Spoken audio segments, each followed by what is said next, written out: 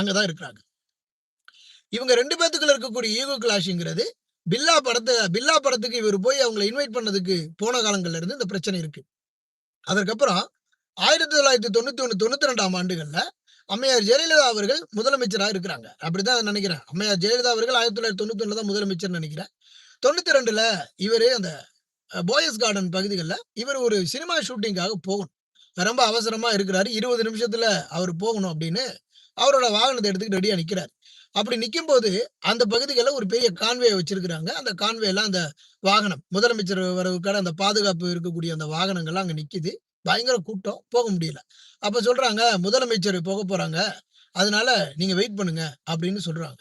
அப்ப இவரும் ஒரு 10, 15, 20 நிமிஷம் கார்ல உட்கார்ந்து 20 நிமிஷத்துல நான் அந்த இடத்துக்கு போகணும். அ ஒரு ஒரு அர்ஜென்ட் ஷூட்டிங் இருக்கு.